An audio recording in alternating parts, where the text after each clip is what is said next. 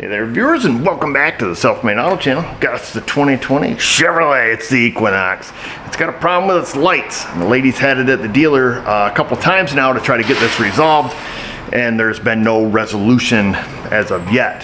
So it seems to be kind of a simple problem, we'll call it, or simple to recreate anyways. The left turn, you turn the left turn on, it pops up on the dash and it says left rear turn failure, something of that matter. I checked it out. All the turn signals work, and that's exactly what the Chevy garage told her. They told her, well, all your lights work, so what's the big deal? I mean, the big deal is it doesn't think it's working, so it throws a light on the dash and then it makes it, hyper flash, makes it blink really quickly to simulate, a blown bulb.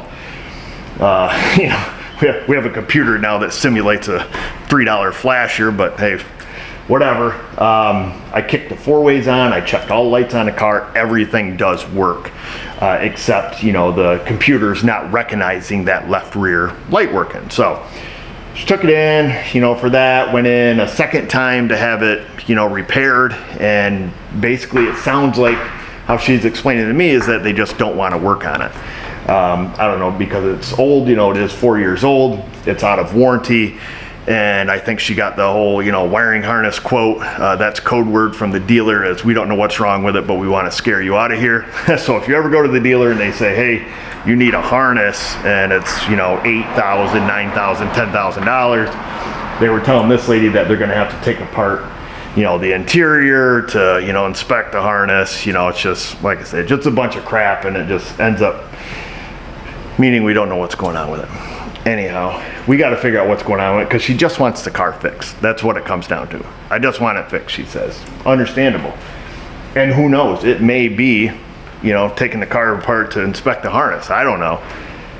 What I've done so far is verify the problem. Yes, there's a problem. I'll show you. And I verified that the lights work. And then what I did simply is remove both rear lights, swap them, and make sure the problem still exists. And it does.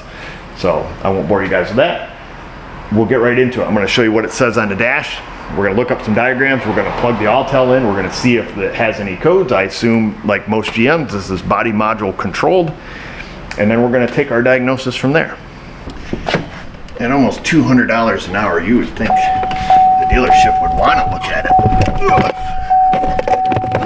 right, let's plug it up. Let that thing get hooked up. 44,782 miles. We're going to push and hold the button. Get it in service mode. Hood is open. That is our right turning signal. Oh my gosh, these door dingers are friggin' annoying. Hang on, stand by.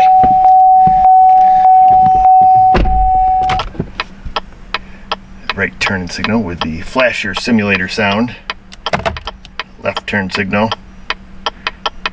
And that's what happens. Left rear turn indicator failure. Kick on the four ways to show you that all the lights work. Because I know we have trust issues. So there's that one, nice and bright LED. Come over here. That's the right side. All right, control yourself. You're gonna see a license plate. Everybody calm down. Close your eyes next time you drive your car in case you see one while you're driving. All right, there's that one. Of course, all the front lights. This is kind of irrelevant. But just to show you, no anomalies seen there. I do have a power supply hooked to it. Ooh. Turbo. All right, I'm gonna shut that off. Let's see if there's any code stored in it. We'll get it hooked up. Man, it is so freaking hot out today. It's already auto VIN. This is a Chevrolet.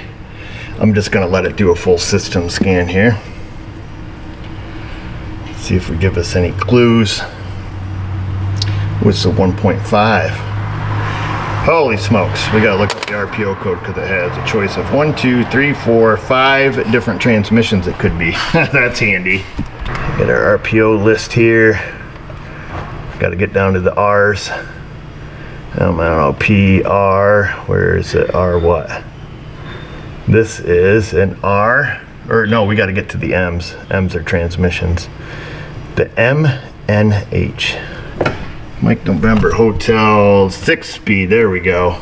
Oh my goodness gracious. Now we need to know if it's UDD or UDC. Oh, that's just to pull some stinking codes. This is a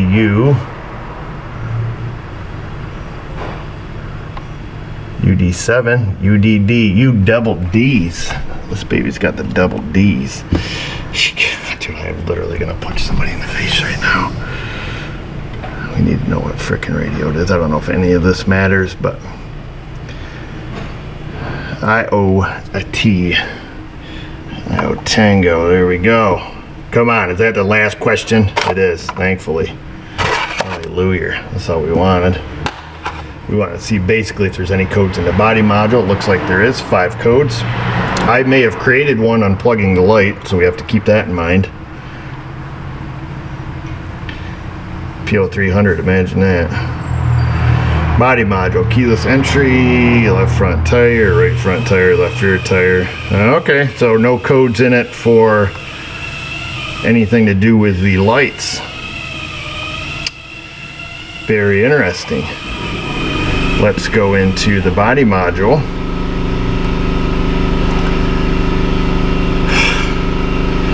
We need to know what kind of headlights it has now. Let me look. Stand by. T4L according to the build sheet. I'm literally gonna go bananas here. Hands-free lift gate. You know, because opening your door is too hard anymore. Gosh, I hate cars. All right. Oh, teen driver key. That's handy. Wow, it'd suck if my parents had one of those. Of course, I was never allowed to drive their cars. Special functions. We're gonna look at active tests. We want to see what we can do, what we can't do. Just kind of have a general look here. So these lights have to have some sort of feedback signal in order for it to know it's not working. Live data, exterior lighting 1 and 2.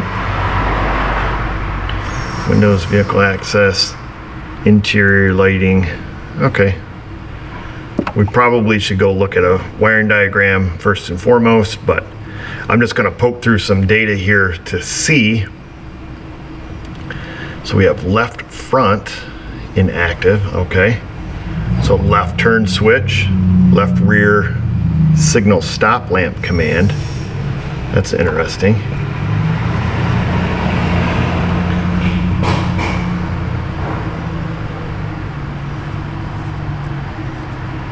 Right rear turn signal stop lamp command. Right front, right turn signal switch. Tell you what, let's just look at a known good. Let's see, because the right side's not having an issue. So let's turn on our right signal. Okay, right turn switch active. Okay, so that's just a switch. Interesting, like it's a duty cycle controlled. That's interesting. I don't know if I 100% trust that PID, so obviously it can see, you know, the right switch, and I'm sure it can see the left switch also. Yes, it can. It says active. I'm curious if we step on the brakes, if this, you know, if this data PID changes at all. We're not learning much from here. I don't see any type of feedback. This is just like outputs, I would say, you know, or inputs in this instance. Oh, okay, well look at this. Left rear stop lamp. This actually was just at 100%. I just saw that. See? So that's interesting. I wonder if it's because it's, you know, because it's cycling and the refresh rate here is too slow to keep up with it. That's kind of interesting. Let's go in exterior lighting 2. If we don't see much here, we'll look up a diagram and come up with a process here. Sometimes the refresh rate isn't fast enough to keep up, like if, you know, with the clicking here. Let's see. down at the trailer part. So it's all trailer stuff, trailer. Okay, not much to see here. There is something going on here with the way this thing's transmitting data. It definitely seems to be quite slow. Okay, let's back out of here. Go back to exterior lighting 2. We will grab our depressor. Let me find my brake pedal depressor. Actually, we can just use this here. A little abnormal video for us here, just going live. But what I'd like to do is step on the brake pedal and just see what our PID says. Brake pedal is depressed. Okay.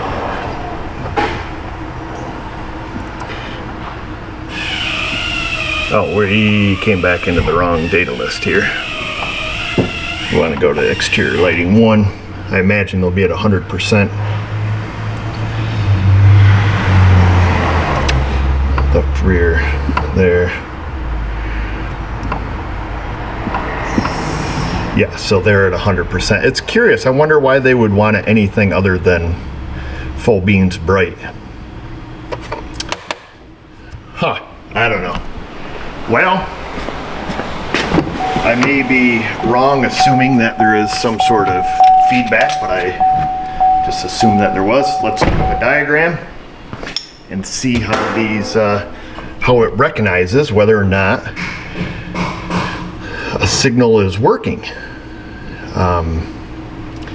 I can't imagine it just goes off current draw. Being LED, I would think they would be really low, but perhaps it does. I'm not a big electronics guy, so I'm not sure. I guess I'm not sure. I was thinking that there would have been some kind of verification signal in there. Yet again, more RPO codes. So multiple different setups here. Ours is with UGE, Uniform Golf Echo.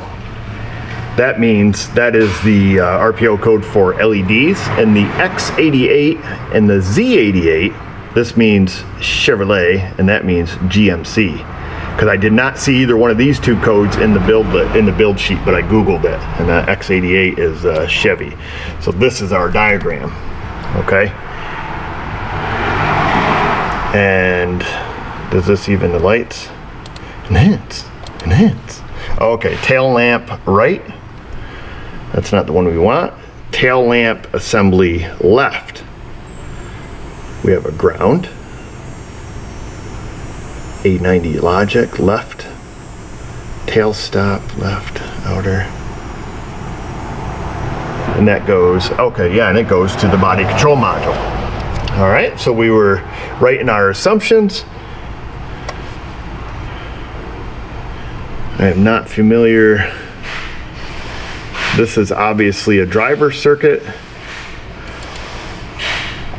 I am not familiar with that. I don't know what that symbol is right there.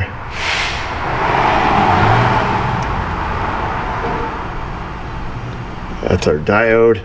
So those, with the two little arrows, I mean, this is a light emitting diode.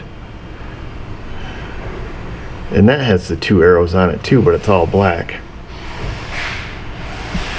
So 3 wires, not a complete diagram, so there's probably another wire on there. Let me find out what this symbol is right here. Maybe look at a colored wire diagram also. This is an OEM. It doesn't appear to be any connectors between the body module and this light. Yikes, maybe we are gonna have to rip the whole interior out of it. Very interesting. And as I mentioned, I already swapped the right hand light with the left hand light, which surprisingly enough had the same pigtail on it, which I was kind of shocked. They didn't have a different locator. And no problems when I turned on the right signal, everything worked. Okay. Turn signal repeater lamp left. Oh, that's for the outside mirror. Okay. All right, let me find out what this symbol is because I don't recognize it. I think it has something to do with an LED because it has the 2 arrows on it. It's some kind of light something or other. Stand by. Scrolling. Oh, hey, look at that. Oh, there we go. Bulb out. It's a black LED, so there's our light emitting blackness. Okay, so that is the wire then. That is, I have to go back here. So what does that mean? That is, if this is the driver that turns the light on and this is the ground, and then this is the logic coming back, is that the bulb out indicator wire? Is that then why did we not see it on scan data if that goes back to the body control module to tell it that the LED isn't working? Let me do some poking here to make sure I'm right. Looking on a color diagram, they show, oops, get my mouse over here. We have our ground, we have our driver wire, and then this yellow black, we follow that up, and they report that is, well, this is the right hand side, tail lamp feedback signal. So it does have some sort of feedback signal. The color diagram's quite confusing because they compile the Denali, the non-Denali, the GMC, and the Chevy all into one. So it gets a little more confusing where our OEM was broke down by the RPO, which is a lot easier. Let me see if I can find theory and operation perhaps on these lights. We will find lighting here and then see if they have any kind of diagnostic procedure report as far as what that feedback signal looks like. Looking at description and operation of exterior lights, which where you think it would be, under turning signal lamps, it basically states, it's a ground side input to the BCM, that the turn and signal switch provides a ground signal that tells the BCM to turn on the turn and signals, and it says BCM then applies a pulsating voltage to the front and rear turn signal lamps through their responsive voltage supply circuits. When a turn signal request is received by the BCM, a serial data message is sent to the cluster to let it turn on its pulsed indicator light. So nothing really useful there. Let me keep poking. Well, let's see. So I've kind of trying to track this down, looking under just general faults for turn signal lamps, because there are, multiple codes that can be thrown here for exterior lighting related problems. So I'm just kind of looking through, and I found tail stop lamp outage detection signal left outer. Doesn't appear to be any codes. Short to ground, high resistance, short to voltage, and it just says, basically C number 3 here. Doesn't indicate that it can set any codes or subcodes. Come down to number 3, tail stop lamp outage detection malfunction. Gives our circuit description again, which we just read, and it basically states that the BCM turns the turn signal on. It says here, diagnostic aids, vehicles with LED turn signals use an outage detection signal to determine signal outage. So that's key. I think that's going to be good to know. I don't think it can set codes against it from what I'm seeing, but basically that it does receive this signal, which is what we were looking at on that last page. I'm going to read through some service data here to see if there's any clues or indicators as far as what this signal is supposed to look like. If there's not, what I'm going to do is we're going to start on the right hand side and see what that one looks like, just on a scope, what's good, and then see what we have on our left side. Not a lot of useful information in service data, just your common substitute known good parts, replace harnesses, ohm meters, useless testing. Nothing written in there about what that signal looks like coming out of the taillight. If it's what it is, who knows? On the diagram, it shows a pull-up resistor and a pull-down resistor. It shows two different style resistors. But at any rate, what we need to do is just determine for ourselves. So we know the ground is good. We know the driver is good because it works. We know that's good on both sides. So there's really no need in checking, powers and grounds at the tail light. But what we do need to do is look to see what this signal looks like. We're going to pull the tail lights out of it. I should have left them out when I swapped them around real quick. And we're going to see what the right side signal looks like, and then we're going to check the left side signal. If we don't have any there, then it's our basic wire checks on this wire that has the blacked out light on this wire here. We just need to know wire integrity at that point. Is the wire any good? If that wire is good, it's not shorted to power, shorted to ground, it's not open, it doesn't have high resistance. Those are the only things that can go wrong with the wire, right? Shorted to another circuit. So no shorts, no opens. If that's the case, then we're good to go. At that point, we would say you need a new BCM, lady. If it's open, it's a broken wire, obviously. If it's a short, it's a shorted wire, in which case we will have to gut the interior, front to back, quarter on a harness, and get her to go to the next shop. You know what I'm saying? Wink, wink. Camera's on, lawnmower's running. Gotta say T15, a couple torque screws here.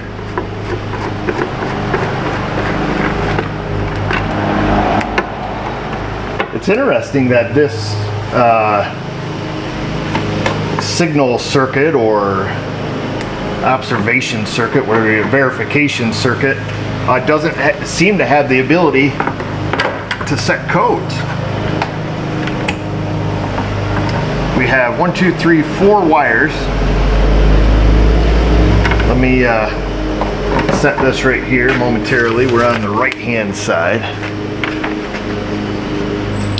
Tail lamp assembly right, signal wire on this one's yellow with black. Let me grab a scope and let's see what this thing looks like. We're gonna use our AES Wave U scope. Couple hypodermic back probes here. The ground is black.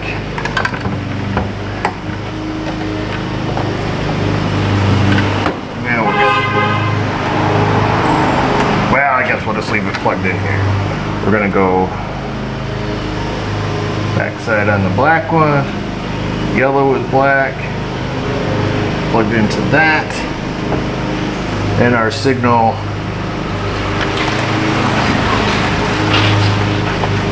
looks like nothing.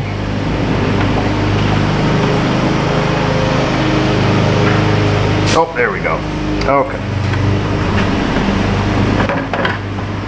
So right now, we just have the brake light on. Let me position this. Of course, our battery is about dead. Let me see where we're at here.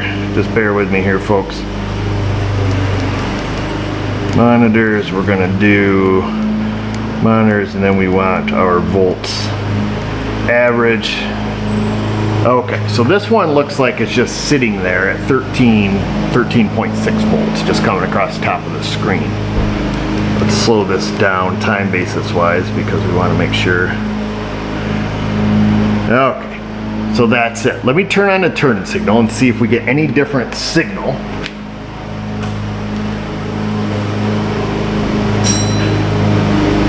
Okay, we've got the right signal on. Okay, and we do. So we get a little bit of different action. Must be, yeah, let's see, well, okay, so this is the signal that we get. Let me put some more time on the screen here. Okay, so there's our signal that we get with the turn signal. Let you guys look at that. Okay, so that's with the turn signal. Let me shut everything off, just out of curiosity. Okay, so I turned off the turn signal and I turned off the marker lights.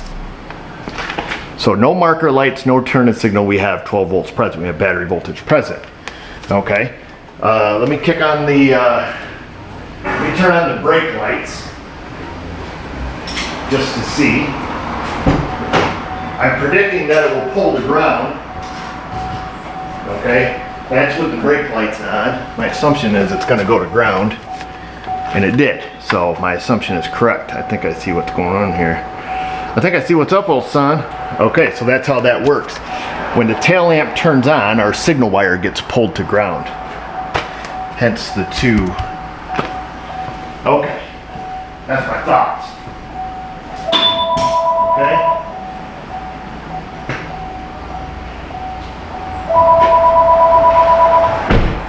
All right, so we know how this works. we have 12 volts present on the signal wire until the brake light / turn signal is turned on, and then that 12 volt signal gets pulled to ground. Good to know. All right. Now another thing that may be useful is, does that signal wire, can it light an LED test light? Because if we don't have to use a scope and we can just go down and check stuff with a test light, that'll be useful. Stand by. I don't have an LED test light, but we do have a very low current draw test light here, 100 milliamps, I believe it is. Stick that in there, make sure we have a good ground. And it does not. Okay, I do have a good ground here right on the striker. Okay, so we will have to use a scope, which I assumed that we would. Now, slip this baby back in. Now that we know what good is. Well, 3 things that need to line up here. There they are. We know what good is. Meow. We need to figure out what we have on the other side. Here's this one. Let's see what color wires we have. Tail lamp, left, black is ground, brown, some downtown brown, brown with yellow. We'll hold this with our belly. All right, here we go. Ooh, poke me. Right side by side. We're probing in.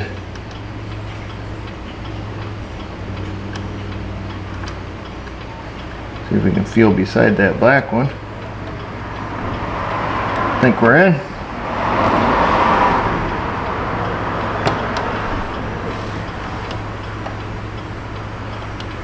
Brown and yellow, we're probed into that. We should be. We are expecting to see the flashing signal. Oh, our time basis here is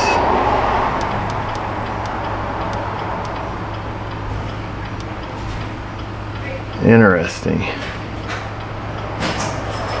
So we have a signal there. It doesn't look as crisp. Let me make sure I have a good probe here.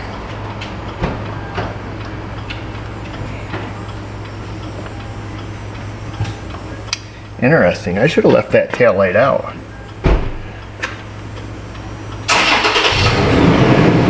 So we do have a signal there. Oops. I don't have a very good back probe here. Shoe fly.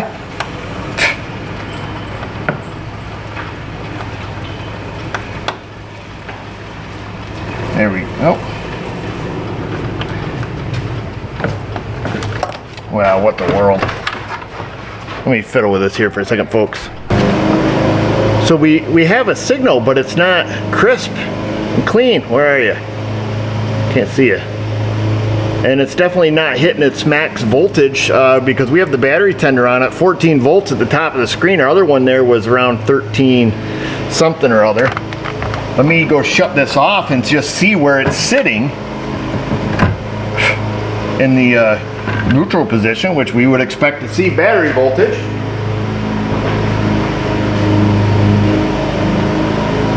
Okay.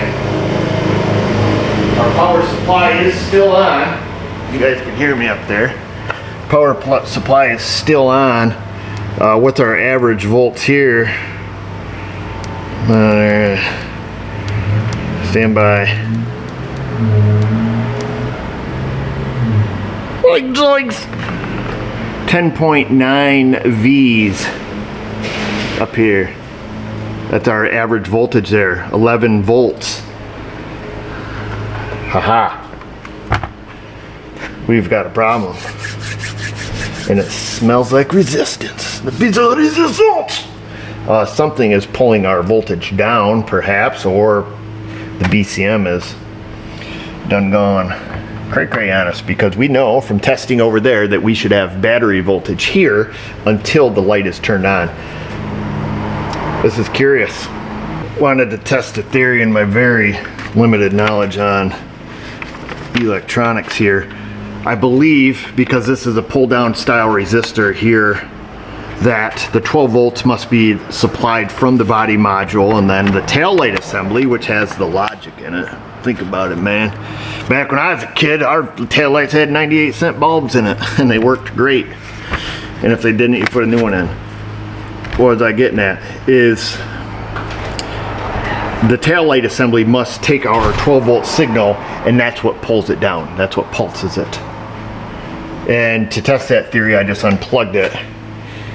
And sure as sugar, we're still sitting at 11.2 volts average on this. So we don't even really need our light in.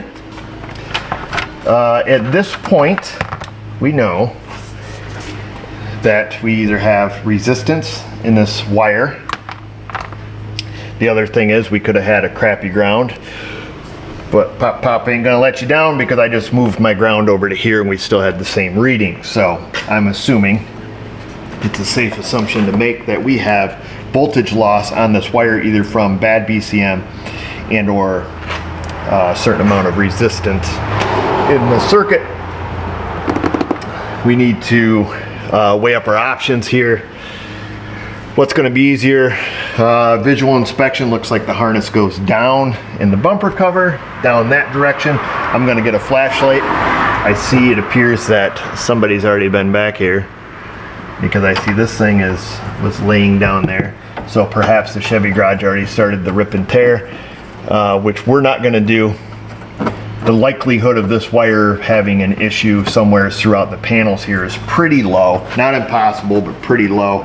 I'm going to look here, things you want to think about. Does it have an aftermarket trailer hitch? Does it have aftermarket wiring anywhere somebody's tapped into? Is it a tow vehicle? Does it have a front hitch? Is it being towed by a camper and they've tapped into the wire and added diodes?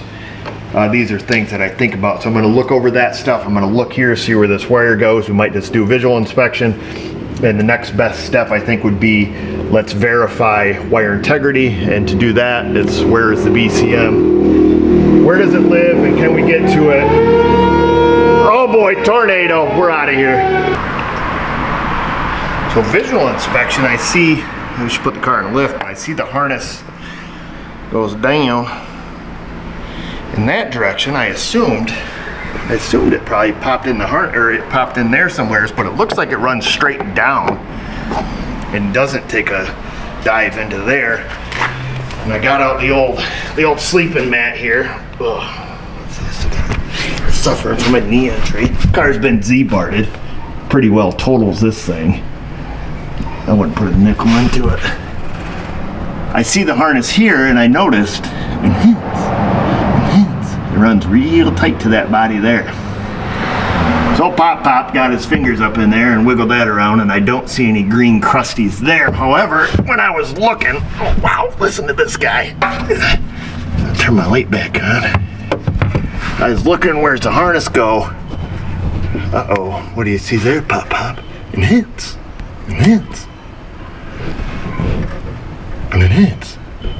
I can't tell if that's focusing or not because my face is too close to it, but I see up there what appears to be, let's see, I have no idea if that's focusing for you guys. I'm assuming it's not, but my face is so close to the screen I can't tell. But there is some kind of wire repair up there. What in the frig is going on with this dog?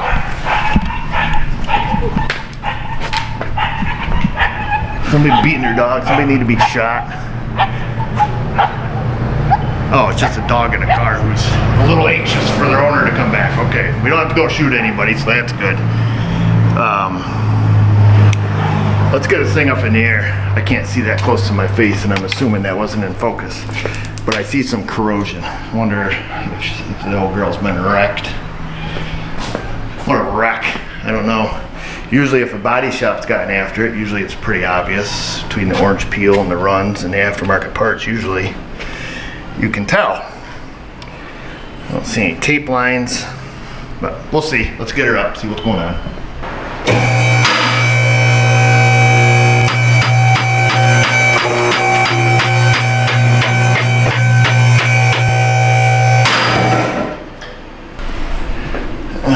makes me die inside every time I see a car like this.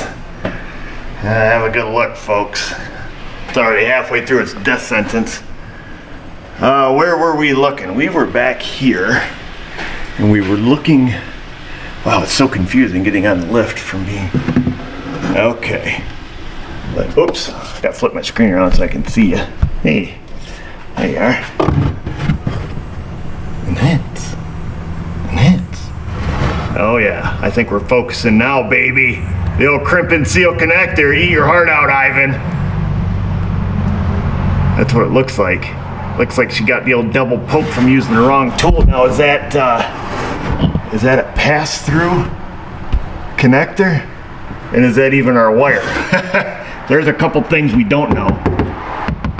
Okay, that's part of the fender liner. Let's pull that out. Our wire is brown, I think, brown and something.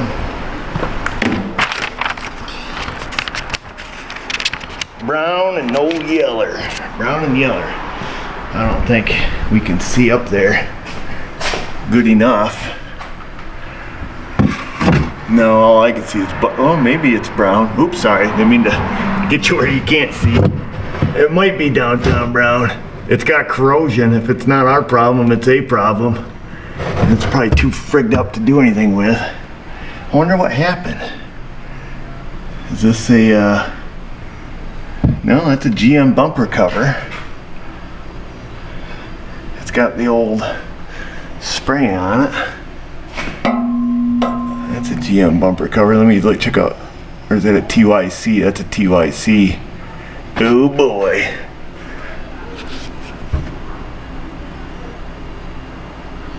That was made in 2020, 3/25/2020.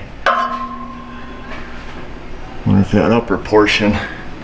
Well, let me see if I can follow our clues here. That's a TYC, but what's the date? Interesting. I don't know. I'm not a body guy, but usually I can see shoddy body work. Most of the body shop stuff is pretty rough. But I see overspray from the Z-Bart. But the Z-Bart, if you're not familiar with it, it's this black asphalt rubberized undercoating that they spray on everything. Usually people get their cars done from the day they're new. It is hands down, this place should have they should sue the crap out of these people. This stuff will absolutely destroy your car if you live in the Salt Belt. You get your car sprayed when it's new, 0 miles. They take it right to Z-Bart, get it done. And then what happens is obviously it starts rusting because we live in the Salt Belt. And once you get rust underneath this stuff, it just migrates through the whole thing. The stuff will fall off in sheets, subframe, everything. This will rot your car out at twice the rate of just doing nothing. So if you're considering it, don't. It's hands down the worst product you could ever put on a car in the Salt Belt, ever. Didn't mean to get off on a sidetrack tangent for you. It's just so disappointing when you see a car come in covered with that stuff. People on our channel will often say like, oh, they didn't get it done when it was new. I have hundreds of examples of cars that my customers own that they bought brand new from the Chevy dealer up the road. And they've gone and got them Z-Barted, usually before they even take delivery of the car. And like I say, it's a death sentence. There's nothing you can do about it. Once they put that crap on, forget it. This car is done. Yeah, unfortunately.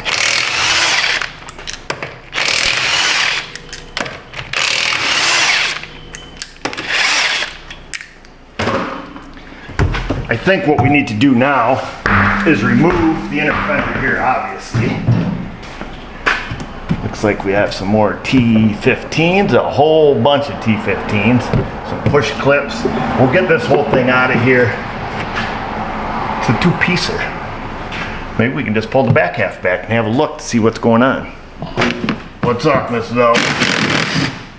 Are you taking that off? Yes, ma'am. This is the one that's from the dealer. From the dealer. People love those videos. There's two things that work real good on the YouTube for the algorithm. From the dealer videos are one of those.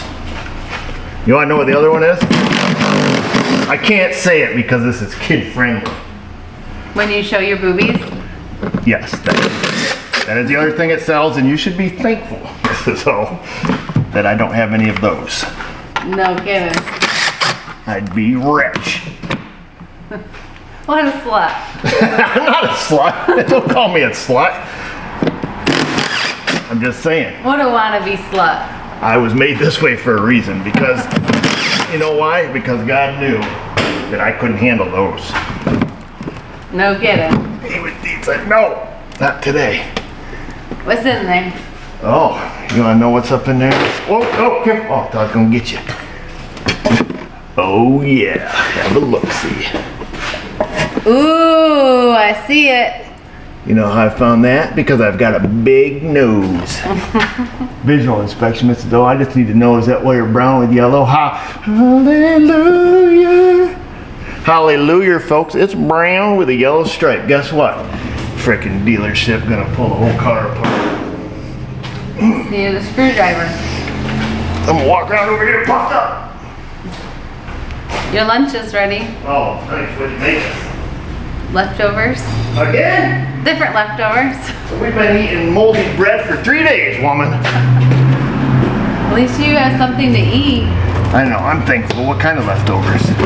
Venison, rice, zucchini. Ooh. How do you have leftover zucchini? It's The cheesy stuff you made? yeah. Zucchini cheesy? Au gratin. El gratin? Oh, It's au gratin. au gratin. Yeah. As long as it's not all rotten, I don't care. It'll taste good. Somebody's been in here before, folks. Who do you think we're gonna blame on this one? Who do you blame for stuff like that, Mrs. O? You think that's what that's about? The aftermarket. That's a crimp and seal connector, old son. Oh. That's the most controversial Why would that style be there? connection on the internet, because it probably got smacked in the ass end at some point, and hard to say. Something happened though, I'll tell you that. Somebody got up there and did the hokey pokey. You should show them. I'm gonna show them. Well, we seen it from underneath.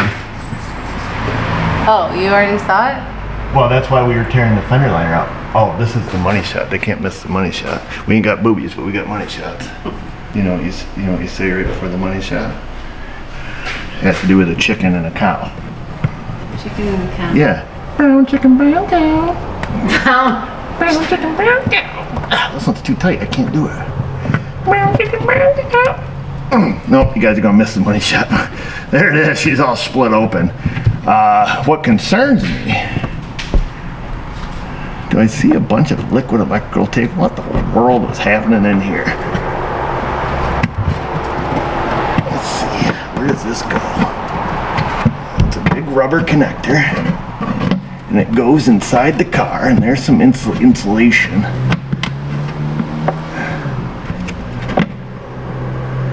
And can we pull on it a little bit? Okay, we don't have to worry about where it goes because I can pull it through enough to hopefully make a repair. How frustrating is It this? looks pretty short. Yeah, story of my life, Mrs. O. But you can work Oh, with it. there it is. Okay. Oh. I do the best I can, woman. That's all that matters. Okay. Don't turn this into a saucy channel, Mrs. O. What do you mean? I don't know what I What are mean. you talking about?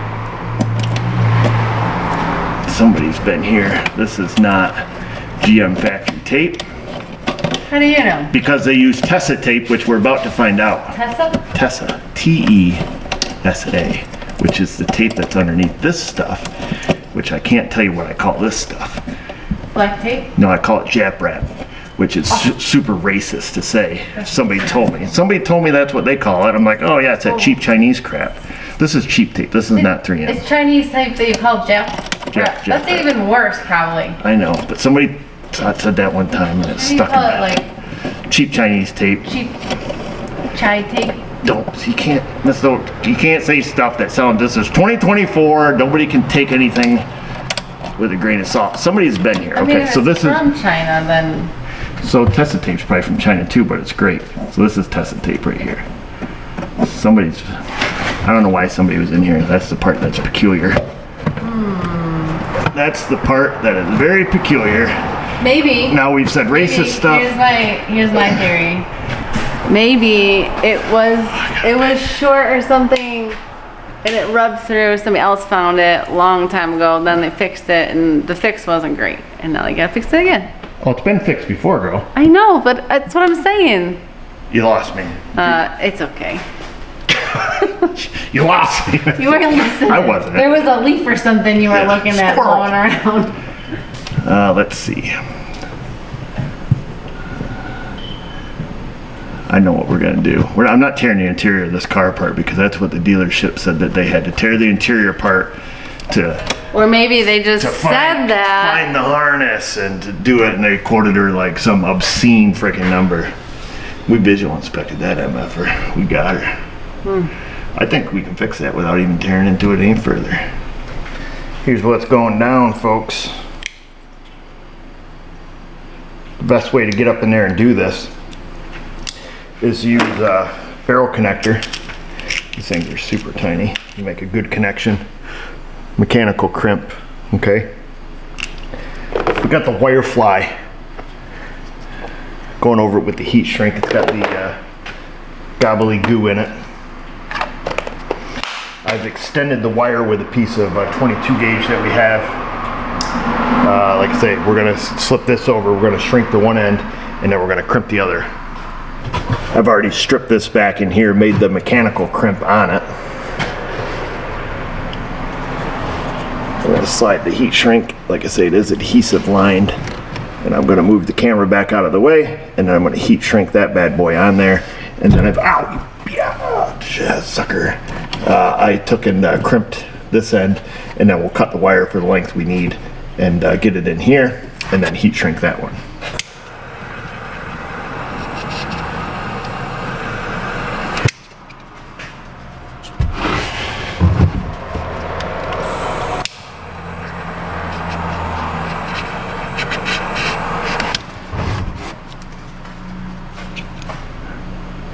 Yeah, looks like the adhesive is coming out of it. Yeah, if you're buying heat shrink, make sure it's adhesive lined. It has to have the adhesive. You have to see the goo squeezing out of the end of it there. Makes a big difference. So I'm gonna let that cool. We're gonna verify it works, or if it doesn't. And if it does, we'll tape it up and move on with our life. Majority of time we find wiring problems on cars where we go to the component and then we identify the problem, you know, the open, the short, or in this case, you know, we made the call on the corrosion or, you know, something in that mod, something bringing the voltage down. Typically, you can find them with visual inspection. I think we just, we just did a video, maybe I haven't published it yet. We just did something the other day where I talked about, oh, it was on that Chevy, it was a Chevy Cruze where the customer stated, ever since you put my turbo on. It was that one. I don't even know if we put that video out, but the wiring harness had come down, rubbed through on the thermostat, and I made a important statement in that video, which was when you're doing a visual inspection, let it be just that. Let it just be your lookers, because as I showed in that Chevy video, which I may or may not publish, the wire head just barely rubbed through on a bracket. So this is all in the factory harness. Identified the problem, seen what was missing at the turbo solenoid, or no way, that one had blown a fuse. That was a short to ground intermittently. Put a fuse in, it was good, but the wire had just rubbed through, and I mean just enough to just barely get through the insulation. One little strand touched the metal bracket, blew the fuse, set codes for everything. Ran the oxygen sensors, all kinds of stuff. But in that video, I mentioned that if you see a harness, you know, sitting there, you know, right up against a, you know, a metal bracket or something, look, observe, make your observations before you touch anything. Because if I touch that, if I'm just like, oh, where's the problem, moving wires, you know, looking around, you move that just a little bit, that thing's not going to be a problem for who knows how long, at least until it, you know, turns green and becomes a corrosion problem. So visual inspection, try to look with your eyes before you start touching anything. A big moment of truth.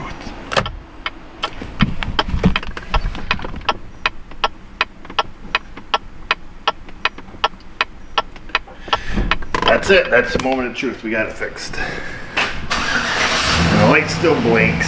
Everybody's happy. This lady will be happy. The dealership's not gonna have to gut the interior of her car. I ain't gonna bother turning it off. We still got the maintainer. I'm gonna raise it up, test and tape that baby up. Keep it in a little bag. It's your classic test the tape. It's your cloth tape. Obviously you can't stick this big honking roll up in there. Stuff's weird. Doesn't feel real sticky. Sticks to itself wonderful though. And the wiring harnesses. You got to use a 10 mil. If you do this without a 10 millimeter socket, it will not work. Yes, it will.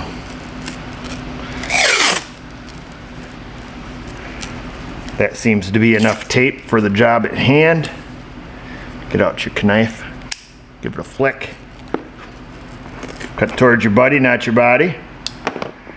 Stick that back in its little baggie. And now you have a little mini roll. It's like if a roll of tape had a baby. Push that back.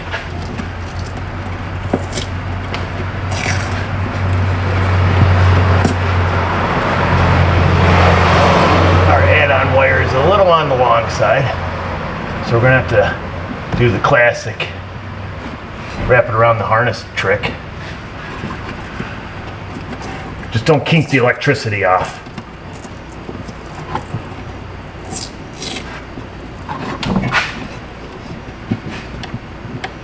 Let's see, it's going to be easier if we go that way with it, because that's the way that we're rolling.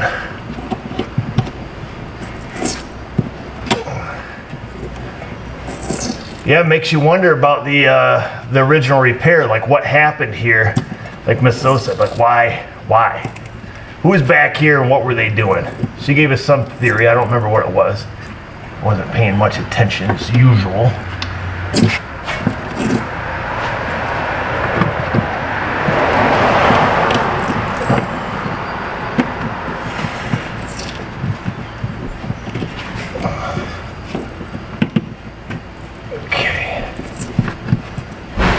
I've only got a little bit of tape left, so I'm going to bring it back up the harness. Well, I should raise the car up a little higher so I can stand on my tiptoes. Oh man, this is such sticky stuff. A little too much tape. That's alright, I'm the guy paying for it. I'll yell at myself.